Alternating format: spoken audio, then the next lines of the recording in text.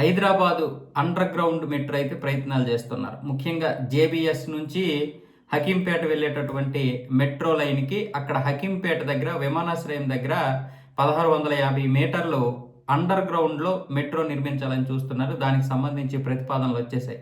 దీనికి ఎంత ఖర్చు అవుద్ది ఏంటన్నది కూడా ఒక నివేదిక వచ్చింది. అలాగే ఇటువైపు చూస్తే నాగోలు, శంషాబాద్ ఇటువైపు నుంచి కూడా మెట్రో ప్రతిపాదనలు ఉన్నాయి. కాకపోతే ఇక్కడ కూడా ఒక 1600 మీటర్లు అంటే విమానాశ్రయం పరిధిలో 1600 మీటర్లు అండర్ గ్రౌండ్లో మెట్రో నిర్మించాలని చూస్తున్నారు. అంటే భూగర్భ మెట్రో. ఈ రెండు ప్రతిపాదనలు వచ్చే ఎంత ఖర్చు అవుద్ది ఏంటనేది నివేదికలు కూడా ఇచ్చారు. ఈ రెండు ఓకే అయిపోతే గనక కొంతవరకు కష్టాలు తీరుతాయి. ముఖ్యంగా విమానాశ్రయంలోకి వచ్చినటువంటి వారికి చుక్కలు కనిపిస్తున్నాయి. అంటే విమానాశ్రయంకి వెళ్ళడానికి ఎంత అవుతుందో పక్కన పెడితే రావడానికి మాత్రం వాళ్ళు చెప్పిందే ధర. క్యాబ్లు కానీ ఆటోలు పెద్దగా రావు, క్యాబుల్లో వెళ్ళాలి, లేదంటే బస్సుకి వెళ్ళాలి. బస్సు ఏమొచ్చేసి అటు గచ్చిబౌలి, రాయదుర్గం, కోకటపల్లి మీదుగా అక్కడ వరకే ఉంటుంది. అక్కడ నుంచి మళ్ళీ మనం బస్సుల్లోనూ లేకపోతే ఆటోల్లోనూ వెళ్ళొచ్చు.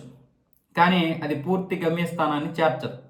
మెట్రో అనుకోండి, పూర్తిగా మనం ఎక్కడి నుంచి వచ్చాము ఏంటనేది మొత్తం ఇటువైపు చూసుకున్నట్లయితే పటాన్ చెరువు వరకు లేదు, పటాన్ చెరువు కూడా ప్లాన్ చేస్తున్నారు. పటాన్ చెరువు మెట్రో కూడా రెడీ అయిపోయిందంటే ఇక అక్కడి నుంచి పటాన్ చెరువు వరకు వెళ్ళొచ్చు. శంషాబాద్ నుంచి ఇటు నాగోలుకి ఇప్పటి వరకు ఉంది, నాగోలు వరకే ఉంది. ఇటువైపు ఎల్బీ నగర్, ఆ రెండు కలవలేదు.